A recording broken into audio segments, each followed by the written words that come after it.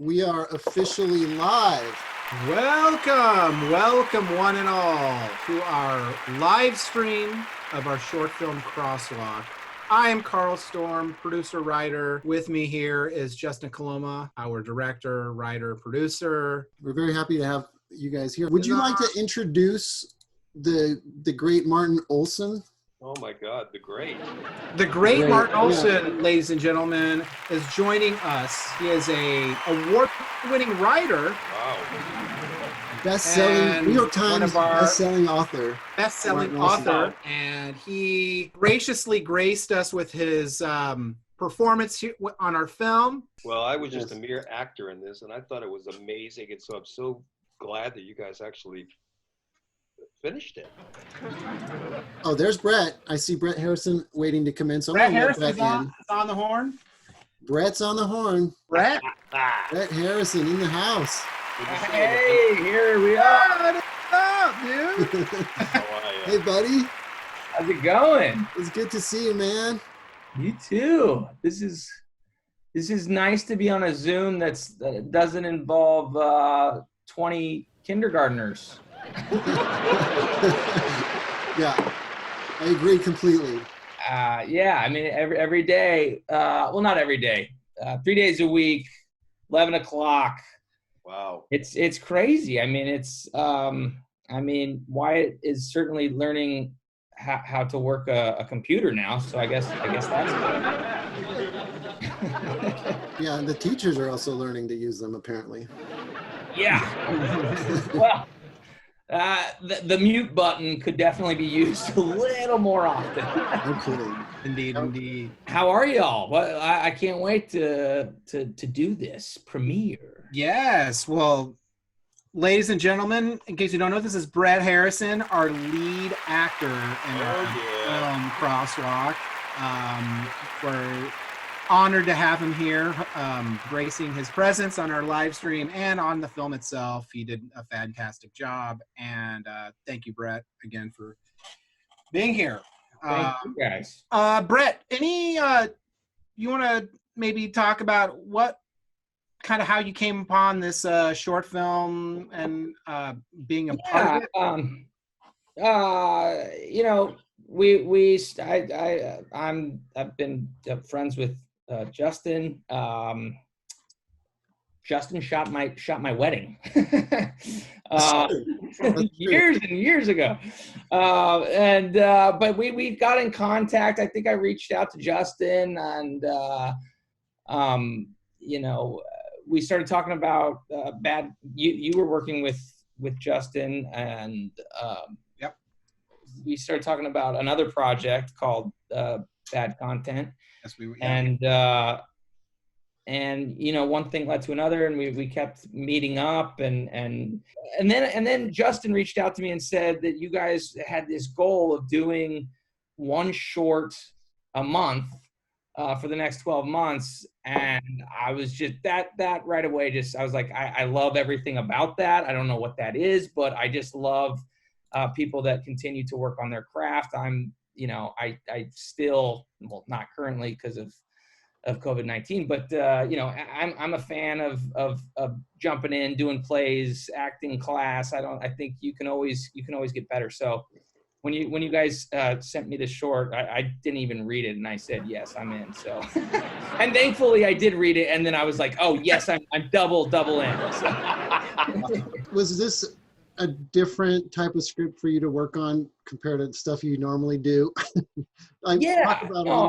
Look, I've been working, luckily, for about 20 years, and I'd say like once every 5 years I get an opportunity to do something like this where it's completely, it's so different, and that's what I love about this is doing. Hey, Hello there. Hey. Who is here? Hello. How are you? I'm good. How are you? Ray, welcome. Great to see you. Thank you. You too. How is everyone? Good. Great. Really good, really good. How are you doing, Ray? I'm good. Had a little nap just now, so I'm good. Oh, great, great. Living that nap life. But yeah, no, I'm good. I can't believe that you recently recovered from COVID-19. Brett, we had no idea, and she dropped this on us during the premiere of the last movie. And Carl and I were like, what? Yeah. You looked great then, too. It was like, how? But you're Yeah, feeling it was 100% it was now? nuts. Yeah. Yeah, I feel great. I feel Good. really like, yeah, I don't even feel. Ray, what was it like?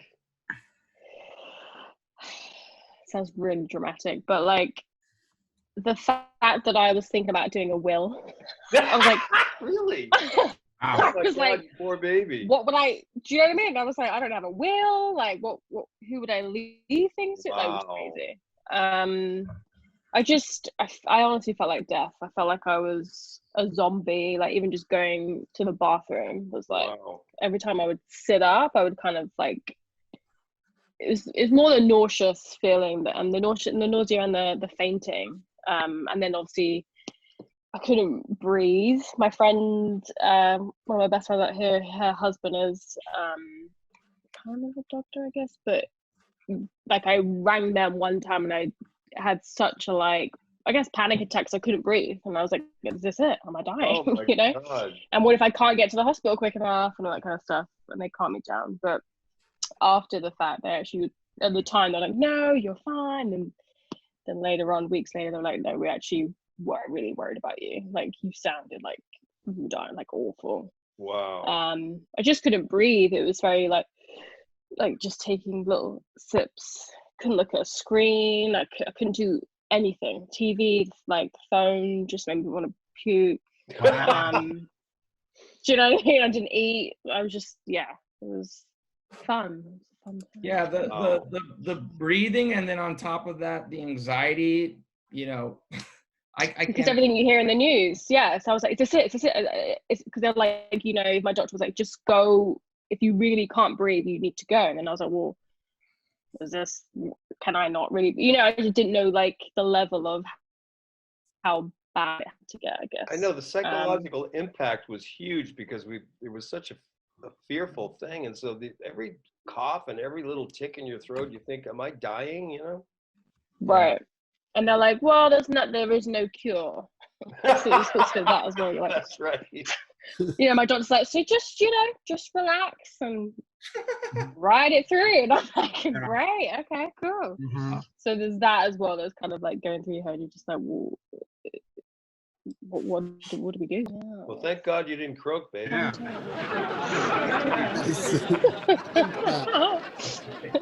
We're all happy. Got to make more weird films. So That's it. we need all of you guys alive, please. Yes. Oh my God, you guys scored so much with those two films. I couldn't believe it. I mean, it's 2 for 2. Oh, you haven't seen the final version of Crosswalk, so No, I haven't. we did a kind of like a rough cut screening for everybody a few months ago. At my apartment, yeah. Yeah, at Carl's apartment in West Hollywood. Which was great. And it was a very rough edit of the film, but we were really excited to share it. So, you know, and we wanted to celebrate the fact that we had done something. So, you know, we had everyone over and watched it, but, you know, when I sat back and watched it again, I was like, oh, this needs a lot of work. So, you know, I do what I do, and I just got in there. And so hopefully I'm excited for you guys to see the final product. And we have a question from my wife, Linda, who's in the next room.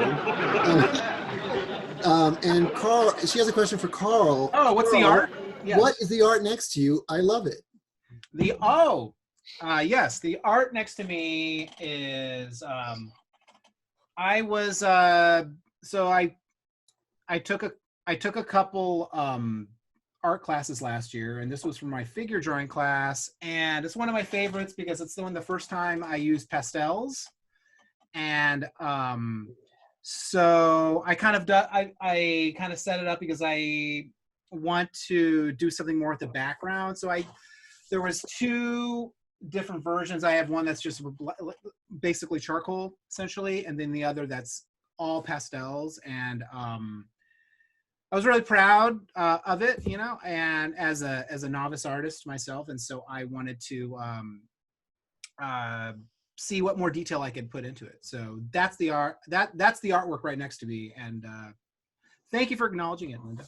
I love it. Oh, you should have said that they're 2 Picassos you just bought because you. I just bought for so much. $50 million each. Yes. And, We wanted to show them off. Yeah. I've been buying old Mad magazines. nice. Old collector's editions. I'm not even a collector. I don't even fucking care about collecting. But I remember that was a big, because I'm a comedy writer, so that was a big influence when I was a kid. So I think as I'm dying, I'm starting to go back and buy Mad magazines. It's very interesting, looking at my own psychology, you know? Yeah. Those are so good. I loved those growing up. Yeah, it really influenced me. Yeah, I'm a big fan. I grew up in Peru. Weirdly, somehow I got my hands on Mad magazine, and I was yeah. Even in Peru. I mean, so it just shows you the reach. Wow. I mean, it's just genius satires. I could totally see that, like, based on your book, Brett and Ray. If you guys get a chance, here I'm gonna put up a graphic. Although you won't see it unless you're watching this on Facebook. But Mad magazine. no, of Martin's book, because if you guys like dark satire, I'm gonna plug your book again because you got to cut me into the sales of the second one. So Yeah, I'll send you a check tonight. But So much. yeah, his book is super Aw. funny. I think I told you guys about it at the shoot, but there it is if anybody is interested. Well, the main thing is I lucked out and sold the film rights, so then I could coast for a couple of years. I mean, I made so much dough on the film rights, it was ridiculous. Suddenly I understood how it works, how Hollywood works. Yeah.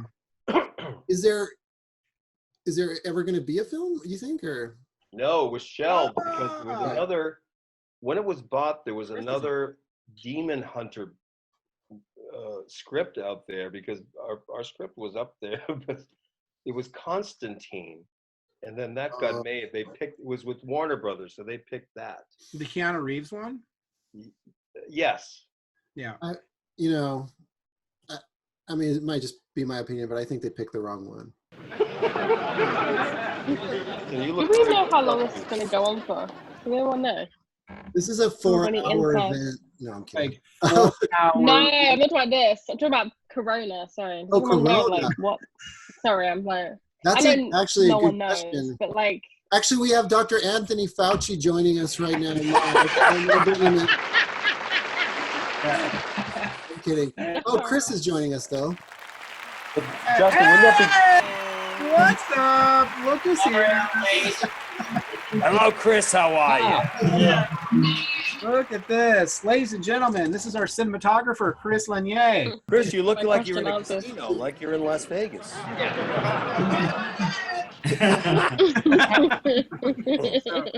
Oh, it's 8:30. It's 8:30. So this is officially when sorry, I'm on Mountain Time. It's 7:30. Yes. This is when we're going to play the first run through of Crosswalk. All right, so I'm going to play the film, and then we'll come back and talk about it. All right, so here it is, everybody. Please enjoy the world premiere of Crosswalk. You can hear me, right, Carl?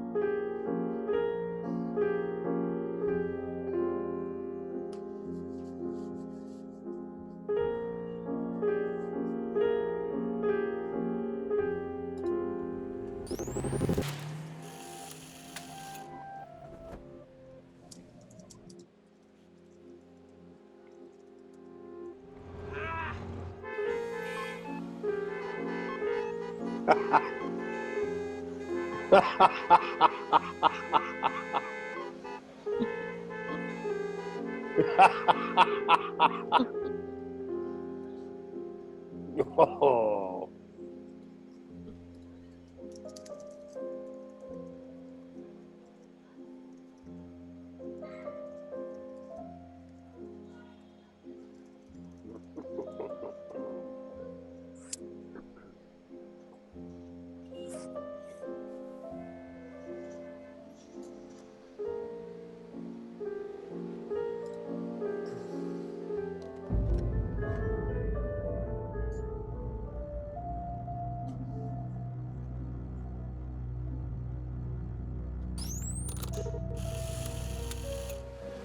Fanny pack.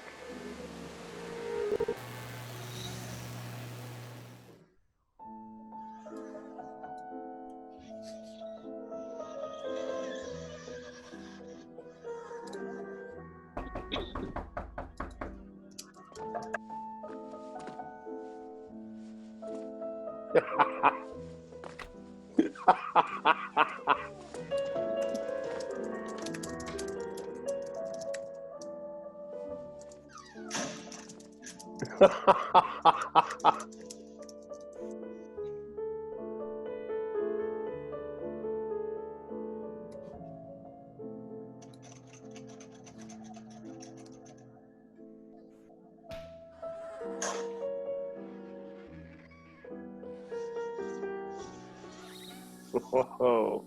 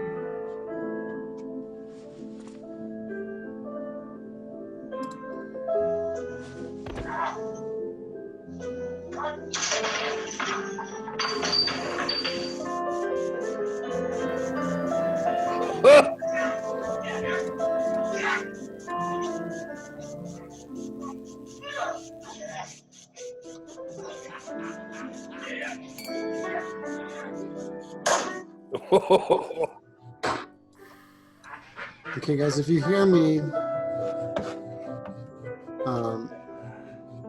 even though it's still rolling on Facebook, because we're on a delay, we're gonna have to jump back in soonish.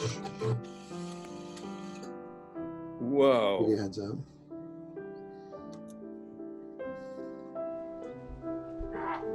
Cool. All right, and we're back.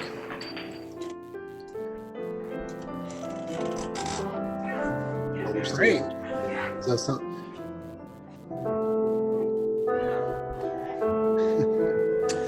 Hey, Chris, did you talk to Kels? I just texted her. I looked earlier today. Yeah. Oh, did you? Okay. I'm a bad friend that got invited to this, so hopefully she. all righty, so that was it, you guys. It's still playing on my feed. Okay. We're still so Yeah. different latencies, I guess, for different people. Yeah. Yeah. Cool. Oh, yeah. All right. Well, All that right. is it. Yeah. Really, really good. Thanks, Martin. All right, so thanks to the folks watching right now. We are happy to open it up for questions. And I guess while we're waiting for questions, maybe Carl, you could talk about where the idea came for this. So Yeah, well, Carl Carl wrote the first started draft off, of the right? script. Mm-hmm. Basically, I mean, I guess the first thing we'll say is this started as kind of like a New Year's resolution that we both had, that we would make one film a month in the year 2020. We were like, 2020 is our year, baby. We're gonna do it. It's gonna be a great year. Universe. One film a month, Another plan. and then you know, So yeah, so Carl things just happen.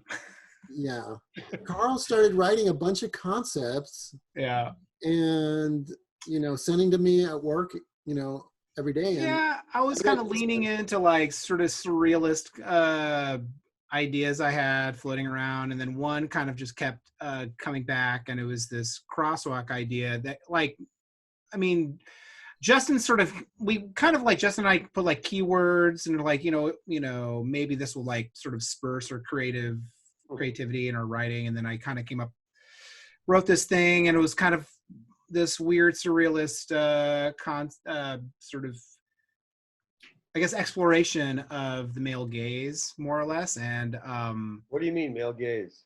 like the male gaze, meaning like the male the lust of another, a lust of the woman. See.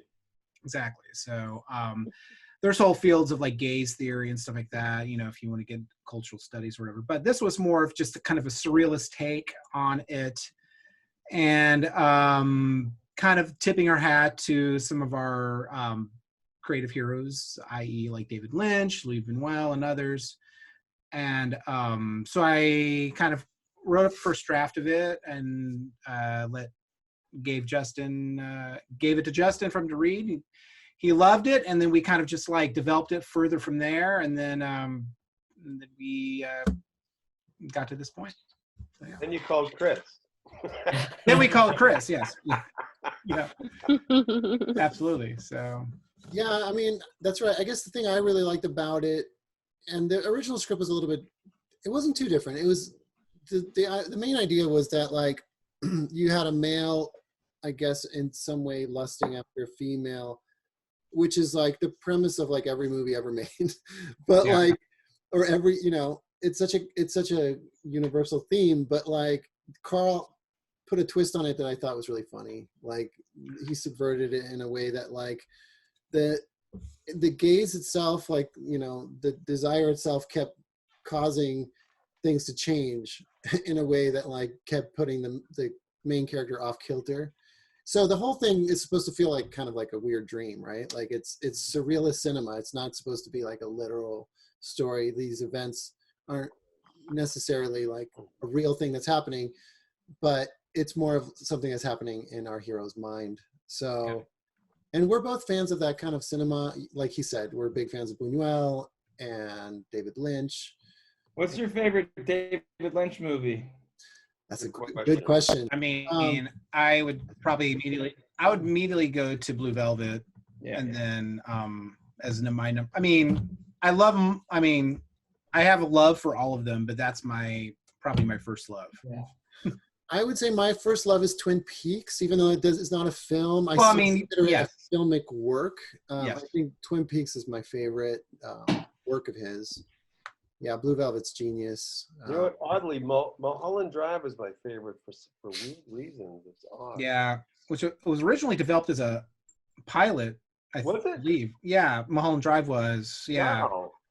And then I think it was ABC, or I forget what network. It was like late night. Basically, they turned it down, and then he basically kind of finished it as a feature.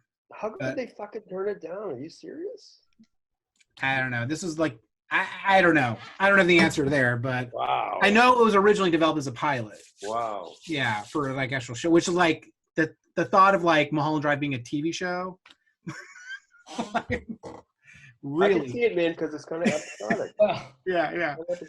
Now you probably could, but back yeah, back in like the late on it, Mulholland Drive on ABC. Yeah. Right. It's crazy to think that Twin Peaks was on ABC in the late 80s, right? 89. I know. Yeah. Like I can't imagine. I didn't watch it till like the late 90s. I hadn't even heard of it. Was that the network, ABC? Yeah. Wow. Yeah, I can't imagine what audiences in 1989 thought when they first saw those. You know what? They fucking flipped out. I bet. They fucking loved it. It was ripe for it because of the political climate then. Yeah. Well, I feel like Twin Peaks kind of was like the precursor. Yeah. Okay. So there we go. There's a good link. So Bret was in a CW series called Reaper, in which Ray Wise played the devil. Yeah. So There there we you go. go. There So you shout go. out to Ray Wise. Dude, what was it like working with Ray Wise? I was a huge fan of him on Twin Peaks. Like, he's brilliant. He's the man. I mean, he's old school. He's so, you know, scotch in his hand and Get out. Natra. You know, he's Yeah. Really? he was such a good guy. Like, thank God, you know, like you never know who you're gonna work with, but Right. I was always so happy, you know, to be working with him. Yeah. Lovely guy, loves the work, loves the craft. Great. Yeah, nothing but nice things to say about Hey, Ray. Bret, aside from Relief, what did you take away from it in terms of it? Because your acting is fucking great, man. I mean, really. So with working with somebody like that, what was the takeaway? You know, at the time, I guess the takeaway now, at the time, I mean, he was that character. And I do have to remind myself, you know, as an actor, as, you know, for, you know, all actors were, you know, a lot of times you go into auditions, you go into meetings, you don't know, why I killed that. Why didn't I get that? And it's just like, well, Ray Wise was the devil. Like, he was the guy. Like, he was perfect for that. And I, you know, it's like, so I just, anyway. Yeah. Awesome. Mm-hmm. I'll never forget, there's a scene in Twin Peaks that gets me every time. I don't know if you've seen it, Bret, but there's a scene where he's dancing with the portrait of his dead daughter. Oh yeah. Yes. And it's like, it's unbelievable. He's a genius. Like, that scene is incredible. Yeah. So. Hey, Chris, are you a fan? Did you mirror some of Lynch's things when you shot it? Not really. I think we just kind of relied on Justin's vision a lot, and I knew what he wanted going in, and I like Dune. That's my favorite. I'm just kidding. No, honestly, I like Lost Highway a lot. Fuck yeah, me too. Yeah, that's a good one. That was kind of a little bit of an inspiration for this one, because that's very much about like male desire. Yes. And kind of male issues. Yeah. That's a really dark movie. I haven't seen that in a long time, actually. Movie night. Movie night. Yeah. Yeah. Cool. Basically, we were pretty. We weren't trying to do anything too crazy with the shots and angles in this one, because we only had like 2 hours to film this whole thing. Yeah, that's right. And That's what I don't know if anyone could tell, but he was watching the hotel room, and there was a 2-bed hotel room, so it was like the tiniest place of all time. So half of the hotel room was full of gear and the crew and the cast, and so I'm like literally on the bed with my camera.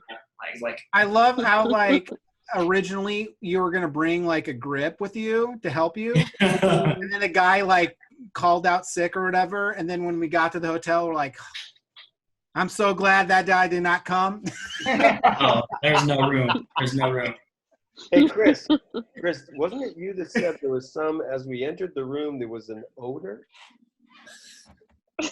An odor? I mean, there's definitely a cigarette odor for sure, but I think we found a needle under the Yes. No way! under the bed. Right. There's a needle. Yeah. Yes. That is true story, ladies and gentlemen. True story. We had the TV monitor in the shower, and I had to put like a plastic bag over the shower head in case it got accidentally turned on. And like, Wow. it was crazy. We went to great lengths to find the crappiest motel in the It was great. There was so much I wanted to get that was better. Like the outside sign with the HBO upside down was amazing, and then even there was like this old school 1990s television up in the corner that's like, you know, I really wanted to get that in the shot, but it just didn't work. We have to move everything around. Yeah, right. You did such an amazing job, Chris. I mean, okay, normally when, you know, like you watch any given TV show or movie, like there's like, you know, weeks of preparation, there's scouts, there's pre-lights, there's, you know, we went in there and we shot this thing in like 8 hours or something It was ridiculous. guerrilla. It was total guerrilla. Was it? Yeah. I mean, no. I mean, yeah, for sure. It But was crazy. I There's a mean, lot. It was running. I think I wanted camera- to do something. Yeah. Weirdly, this is the new normal, right? I think so. it's gonna So, I mean, I don't know. Who Well, you knows? know what? This whole Zoom thing is the new normal. This kind of a lo-fi thing. That's what I mean. I was working on All Rise, this ABC law show at the time, and I haven't seen it, but apparently after all of this, after COVID-19, they shot an episode that's aired. I want to see it. Yeah, I heard about that. It's the season finale. They did it all Zoom, right? They did it via Zoom, and Get out. What? insane. Yeah. Brett, it was done on Zoom? Same thing. Parks So and Rec. All Rise, ABC. But yeah, so Wow. Did that crazy get picked what's up for happening. season 2? Did that get picked up for season 2? Yeah, I think most of the shows, second season shows got picked up. That's great. Congrats. Yeah, absolutely. Yeah, I know Parks and Recreation also did a special reunion episode that was all Zoom. Yes. So that's been the way to do Oh. shows. And, you know, Yeah. I do some work for Nickelodeon as well, and everything I've worked on for them has been some kind of a Zoom show. So yeah, Really? this is what we're doing. Hey, you know what? To get back to the film, I have a question for Justin and Carl. Yes. So the next film you did, sort of flanged out into an amazing fucking story. I mean, do you want to talk a little about that? That was incredible. Yeah, happy to tell that story again. Because remember, you were going to do a film a week or a film a month. I mean, We got two. the next one turned out to be this weird thing, basically involving Ray, and it was Ray's reaction to it that created the other. I mean, Yeah. That's right. And we actually released that one. So we released them out of order. yeah, So there was an incident that happened during the filming of this film. We were out on location in Sherman Oaks. We were basically, you know, near the motel where we shot the interiors. right. And, you know, we're shooting the scene with Bret attempting to photograph Ray, and then all Right. these weird things happening. And we noticed we'd been followed by a homeless man. Yeah. Been pushing along this shopping cart full of stuff, and he was this big guy. He was I don't know, 6'3", long hair, big beard, and just a big build, and he is a little bit intimidating. And he Yeah. started approaching Ray, and he had some fake flowers, and he had a paper plate in his hands, and he had written a letter to Ray Right. on it. And I didn't even notice because we were filming, and then suddenly, like, everybody kind of got out of character. I'm like, what's going on? I look up and I see this guy, and I was like, what is happening? Justin, it was fucking scary. Yeah. So I don't know if you want to tell what happened next. No, I want to hear from Ray. I want to hear from Ray. Exactly. So You're on, Ray. the next chapter. Put on the spot. So yeah, so initially, obviously, because he was so big, it was actually really intimidating.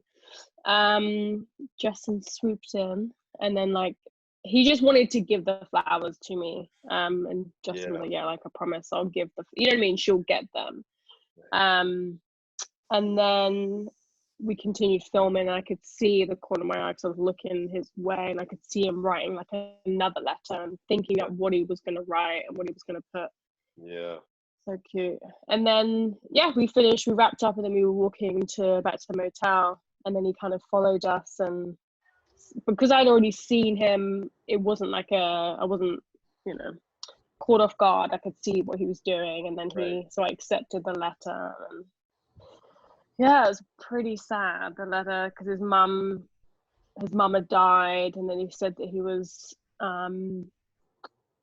he said that he just felt very very lonely and just needed someone to like talk to. So he put his phone number.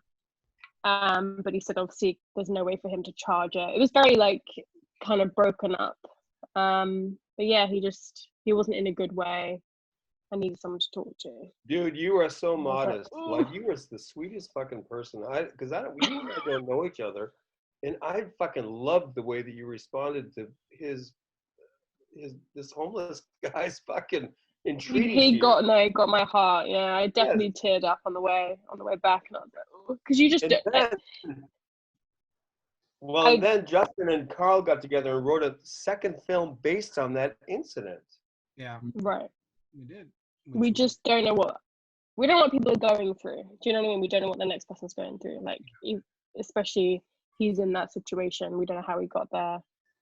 So I think the guys like explored how some, one of us could have got to that place if they hadn't have had the kind of support or, financially, emotionally, all that kind of stuff. Like, without that taken away, I think that's what scares me coming to LA. Like, London, we don't really have homeless like that. Like, it exists, but yeah, we have so many benefits. Like, people can have a home. Do you know what I mean? It would be, for you to be on the street, you're almost like denying the government's help, basically. Do you know what I mean? So it's so sad hearing that, because now we're so brainwashed to think that, homelessness is normal. Yeah. It's been here 6 years, and it's still, to this day, it's still like tugs me, because I'm like, oh, they're just left to kind of die. They just don't add to society. That's how it seems. Oh, yeah, don't want to see it, keep moving. And it's like, ooh, we need to help them. But anyway, well, Ray, the amazing thing about that, after that happened, on the filming of that film we saw, it was Justin and Carl and Chris who were there. Mm-hmm. And so then when Justin and Carl formulated a way to do that story of what happened to you with that homeless guy, I'm telling you, it was like a fucking masterpiece. That film is so fucking beautiful. Thank you. And that's up on Facebook and YouTube too, if anyone wants to watch that. Oh my God. Everyone has to see that as a sequel to this film. Yeah. So if you haven't watched that, go search for Boston Dave. That's the film. Boston Dave. And yeah, we're proud of that one for sure. And we're also very proud of this one. Yes. I wish we could have done more. We were ready to do another one, right when COVID hit. We actually have a script. Yeah. Do you? Do you really? What is it about, Carl? What's it about? It's called The Future Sucks. Can you talk about it? I mean, that is the title. It's about a girl who basically gets visited by her future self. Wow. Yeah, essentially. You got to make it be Ray, because then it'll be like a total concordance between the three films. Yeah. Love films with Ray, of course. And you're going to have Chris shoot it, of course. Yes, of course. Yeah. Trying to figure out, we're trying to figure out to do, while we're all stuck at home. We actually wrote a pilot that's, there. Actually, Brett, speaking of bad content, we actually wrote a revised bad content for Zoom. Yeah. I'd love to read it. It sounds awesome. Yeah. Carl, what do you mean? Well, we have this script we wrote called Bad Content, a pilot that is kind of inspired by Justin and I working at our former employer, a digital agency that does a lot of branding content with influencers and stuff like that. And we were kind of framing it as we kind of structured it as a kind of. You mean full screen? Yes. I was saying my former employer. We're gonna get in a load of trouble now. Oh my God. But we're structuring it as kind of like an office comedy, essentially. I mean, Bret read a lot of the early drafts of the script, so he knows kind of the vibe we were going for. So, yeah. Yeah, it's essentially a satire of digital content. Yeah. And, you know, and so, you know, we kind of reworked it and rewrote it as if, you know, a digital media company was creating a Zoom show now. Wow. So it's I love it. Yeah. So. Well, you know what? In terms of the thing with you and Justin, with you and Carl and Chris and Bret again, Ray, it would be great if you had all of the same fucking cast doing these fucking permutations of your creativity, you know? I'm not kidding. And Yeah. It's so powerful, the first two films. Thanks, man. Thanks. Yeah. Dude. Well, yeah, I mean, I think it's always cool when, like, you know, groups of creatives like get together and produce a lot of stuff together, because yeah, I think they grow together, right? Well, it's really interesting the way that Justin, you and Carl and Chris interact. I mean, it's almost like a mind meld. You know, we worked together for like 15 years. Yeah, that's one reason. It shows, and like, I mean, Yeah, the first film was the film we just saw was very challenging, but the second film was like my most moving. I mean, it was almost like City Lights. It was like unbelievably moving and beautiful, you know. Yeah, I shot on vintage lenses for that. Really? I begged Justin to like, can we please? I know this is a tiny little digital thing, but can we please shoot on vintage lenses? Because I feel like we need this. Chris, I never heard. That's the first I've heard of that. Holy shit. Yeah, they're contacts. Carl's Ice. Wow. Oh, wow. I think it helped for sure. Chris, talk more about that. I just was afraid that would have too much of this digital feel to it, especially filming so fast. So I really wanted to get some really nice, like, contacts lenses are very smooth and like not as sharp, and so it's really flattering. Kind of has like this vintage feel. They have like a hard vignette and stuff. So I thought it would be kind of perfect and dirty for this type of. Wow. Hey, what happened to Bret? So Bret had to put his kids to bed. Oh shoot. Which I'm going to have to do soon too. So, and you know what? Fuck the kids.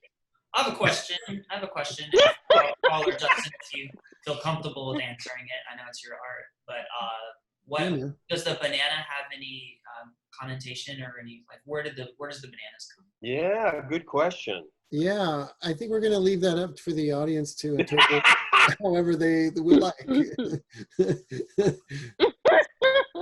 Yes. No comment. It's up to interpretation. Okay. Well, but Chris, a banana obviously is phallic, so absolutely that's a good question. Yeah. Yeah, bananas, guns, you know, they all kind of. Yeah, a gun, fucking, that's the ultimate phallic thing. That is right. My literature teacher told me years ago in college, sometimes a cigar is just a cigar.